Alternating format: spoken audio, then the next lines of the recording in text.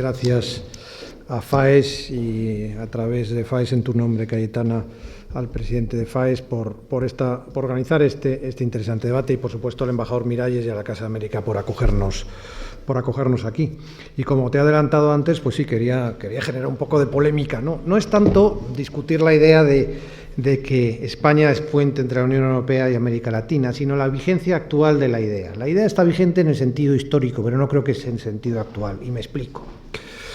Yo creo que fue fundamental el papel que jugó España en la Unión Europea entre los años 90, 95 y 2005 en la construcción de ese puente, pero el puente ya ha sido transitado. Y afortunadamente la relación de la Unión Europea con los países de América Latina es lo suficientemente madura como para no necesitar ya ese puente. Es decir, la idea que quiero transmitir es que ya hemos atravesado el puente.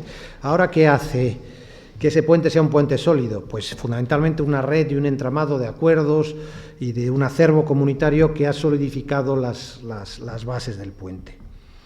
Para daros una idea, de los 10 socios estratégicos que tiene la Unión Europea en el mundo, 2 son de América Latina, Brasil y México. La Unión Europea tiene acuerdos preferenciales o de libre comercio con 25 de los 33 países de América Latina y del Caribe.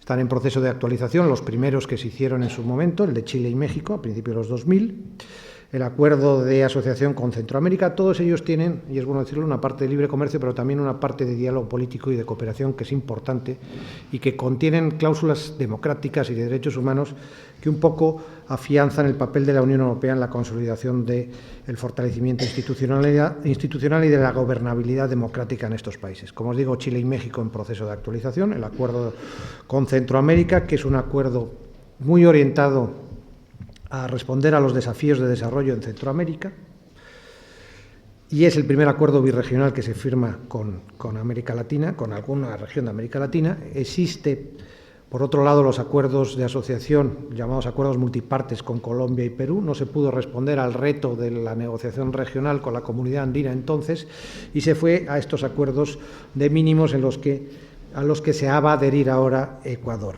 Y por último, el acuerdo pendiente, que es el acuerdo con Mercosur, fue el primer mandato negociador desde el año 99, pero no hemos conseguido completarlo. Por lo tanto, esta red de acuerdos ya fueron los que cimentaron ese puente del que hemos hablado.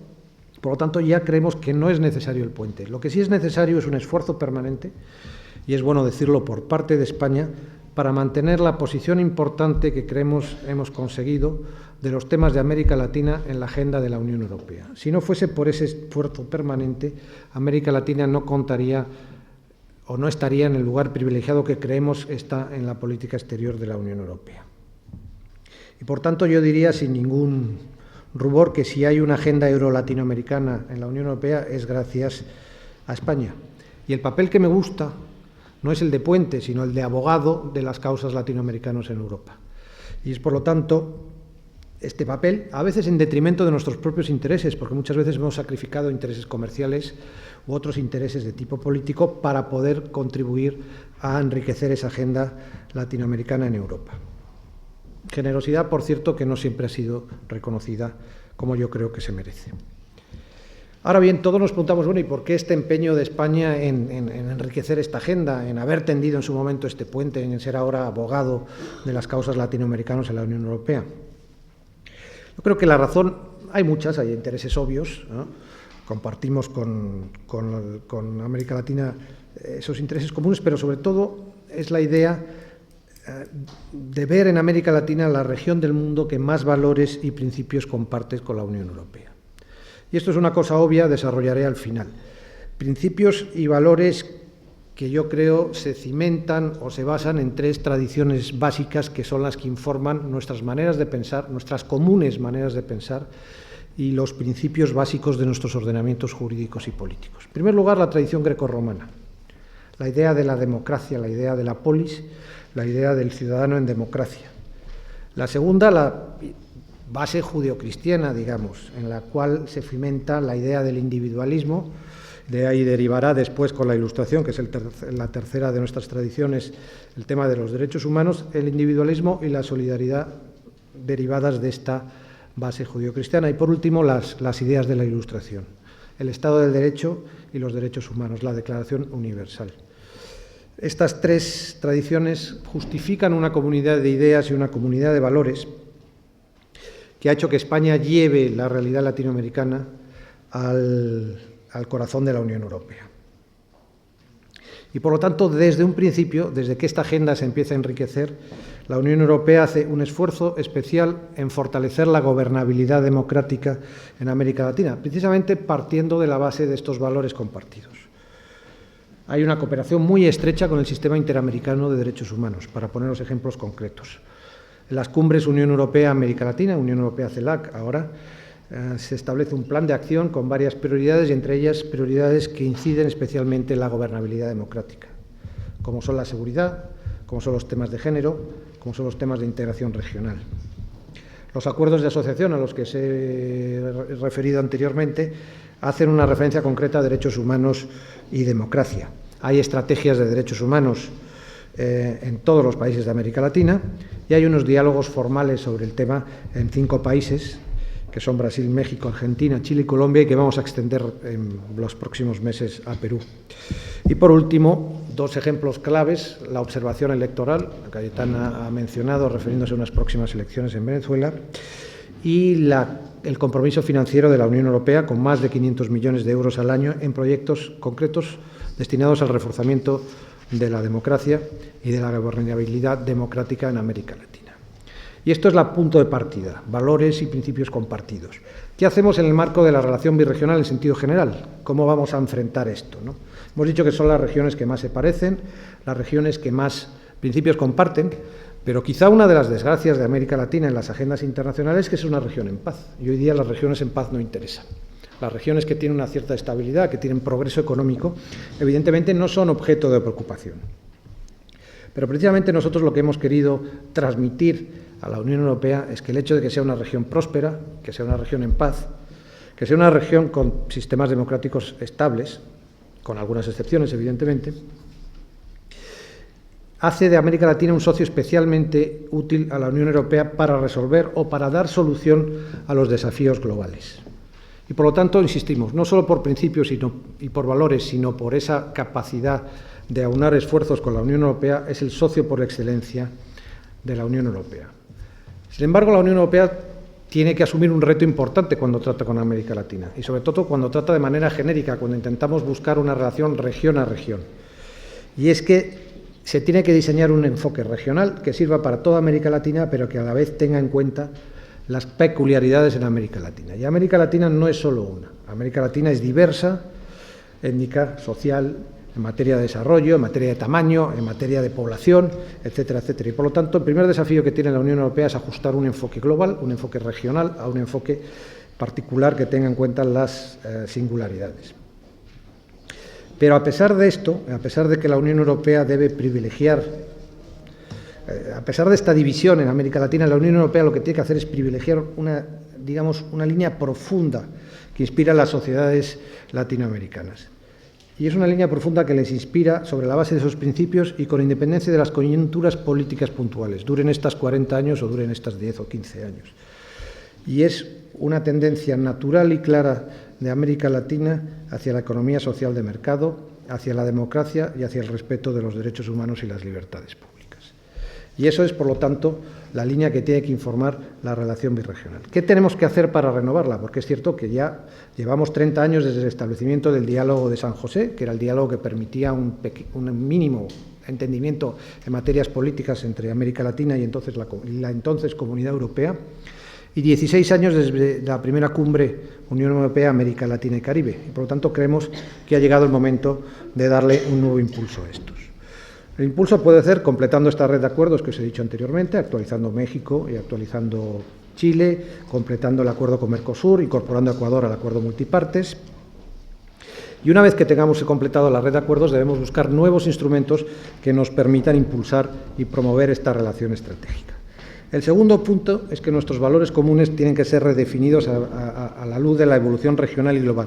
No quiere decir que nos olvidemos de los valores tradicionales, al contrario. Sobre la base de esos valores, los que os he dicho, democracia, derechos humanos, cohesión social, debemos unir otros nuevos en el marco de los grandes desafíos que afronta el mundo. Son los debates globales del nuevo siglo, fundamentalmente 3: cambio climático, la Agenda de Desarrollo post-2015 y los temas de seguridad y drogas que tanto impacto tienen en América Latina. Hay que incluir un diálogo político reforzado en esta relación entre las dos regiones y por ello tenemos que tener en cuenta los cambios que se han producido en el sistema internacional, los nuevos alineamientos geopolíticos, la aparición de nuevos actores internacionales en la región, China, Japón, el propio Estados Unidos, después de sus acercamientos con Cuba, vuelve a tener un papel más preponderante en la región. Eso implica unos desafíos nuevos que nos lleva también a enfrentar nuevas iniciativas por parte de la región, el tema de los BRICS, el tema de los tratados transregionales, los tratados de libre comercio, el tratado transpacífico e incluso el tratado que la Unión Europea negocia con Estados Unidos y que evidentemente tendrá implicaciones en América Latina. También estamos hablando, y otro elemento que tenemos que tener en cuenta, es un nuevo pacto por el desarrollo. Es decir, los conceptos tradicionales de cooperación, afortunadamente, salvo en Centroamérica y en algún país andino, ya no sirven en América Latina. América Latina ha pasado de ser un receptor de fondos de cooperación a ser países de renta intermedia y, por lo tanto, tenemos que hablar más que de una transferencia de fondos de cooperación, una transferencia de talento, una transferencia de innovación y de tecnología. Por último, tenemos que tener en cuenta también lo que podríamos llamar, y que desarrollaré más adelante, el malestar de la democracia, que determina la necesidad de situar en la agenda del diálogo los temas de cohesión social, el fortalecimiento de la ciudadanía de nuevo y el de la democracia. Comentaba Cayetana el tema de la aparición o la consolidación de las clases medias en América Latina. Esas clases medias son a la vez demandantes de nuevos servicios por parte del Estado y exigentes de una mayor transparencia en el ejercicio del gobierno. Eso debe estar presente en el diálogo entre las dos regiones. Y en ese marco vamos a iniciar con una próxima reunión de cancilleres Unión Europea-CELAC, que se celebrará posiblemente en República Dominicana, que va a ser presidencia de CELAC en abril del año que viene, la primera reflexión oficial, digamos, sobre cómo podemos reajustar la relación birregional a estos nuevos retos y desafíos. Y ahora, por último, ya me voy a basar en los 4 o 5 retos que yo considero que son importantes en América Latina y que definen un poco la suerte de la gobernabilidad democrática en esta región. Algunos de ellos son contraintuitivos, es decir, la intuición nos dice que las cosas van por un lado, pero luego los estudios y la realidad nos dicen que van por otro. El primero de ellos, la aparición de una convergencia ideológica. El primero es el más contraintuitivo de todos, evidentemente, pero es así. Si vemos las encuestas, el Latinobarómetro, a nivel de la opinión pública, más del 60% de los ciudadanos de América Latina se definen como de centro o sin una posición ideológica definida. Y lo que es claro, y de estas encuestas también se deriva, es que se ha venido instalando en la región un consenso sobre lo que es el buen gobierno. Fundamentalmente 3 elementos: elecciones libres, equilibrios macroeconómicos y políticas sociales contra la pobreza y las desigualdades. Poco importa si es un centro-izquierda, un centro-derecha, si es un socialismo chileno, o eso es una derecha en el propio Chile de Piñera.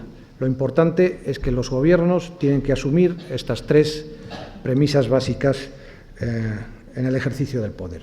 El segundo, o la segunda tendencia, que es la transformación de la representación política y de los mecanismos tradicionales de representación. Los partidos políticos ya no tienen ese monopolio de la representación política. Nos encontramos con sociedades civiles más organizadas, con un papel más visible de los medios de comunicación, que ya pasan algunos de ellos a ser actores políticos, y un activismo a través de las redes sociales que modifica tremendamente la cancha política. Los partidos políticos y los sistemas de partidos políticos están en crisis en muchos países. Y si para fortalecer la democracia hay que fortalecer los partidos políticos en América Latina, hagámoslo ya, porque llevamos 20 años hablando del fortalecimiento de los partidos políticos en América Latina y todavía no hemos terminado de cerrar ese círculo.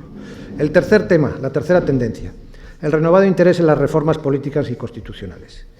Y a veces porque el marco constitucional ha tenido impacto en las crisis políticas, o al contrario, porque las crisis políticas han sido, o porque las reformas constitucionales han sido resultado de esas crisis. Muchas veces las reformas vienen de la insatisfacción con el sistema. Ahora bien, hay un peligro claro aquí, que es creer que esa ingeniería institucional va a resolver todos los problemas.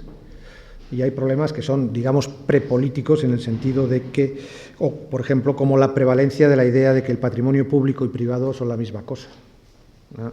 La idea de corrupción y de transparencia, de nuevo. El cuarto es el creciente vaciamiento del Estado de Derecho. especialmente en las áreas que tienen que ver con la seguridad ciudadana. La percepción de inseguridad en América Latina es creciente y eso genera consecuencias políticas. De estas mismas encuestas del Latinobarómetro se deduce que casi el 40% de la población en América Latina están dispuestos a tolerar abusos de autoridad si se resuelve la inseguridad. Y un 25% sería favorable a, en determinados casos, tomarse la justicia por su mano. Esto evidentemente tiene un impacto clave en el Estado de Derecho. Y por último, y nos referíamos a ello con la consolidación de las clases medias, la proliferación de las demandas sociales. El incremento de las clases medias, porque son esas clases medias las que demandan calidad de servicios públicos. Pero el ascenso de las clases medias o la consolidación de las clases medias no solo se traducen en expectativas sociales de ascenso social, sino que esperan que el Estado provea más en materia de servicios públicos.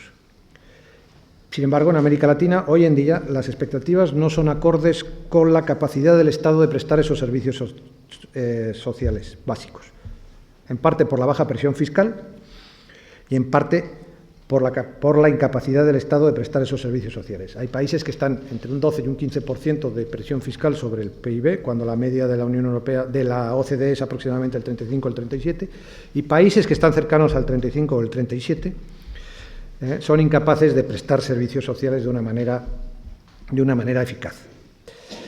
En definitiva, hay un riesgo real de que se sobrecarguen las demandas para la democracia. Por lo tanto, yo creo que aquí hay una triple tarea. En primer lugar, una tarea pedagógica, que proyecte una visión más realista de la democracia y de lo que se puede y no se puede hacer con la democracia. Hay un riesgo relativo de que las presiones sobre la democracia acaben yéndose a protestas en la calle. Eso no es malo. Lo que es malo es que esas presiones produzcan una quiebra democrática. Pero, sin duda, creemos que la consolidación de la democracia es una realidad en América Latina y ese riesgo está lejos. Por lo tanto, la conclusión es que la democracia va a persistir en América Latina, va a ser una democracia consolidada, pero también va a ser una democracia mucho más asediada y, por lo tanto, a todos nos corresponde defenderla.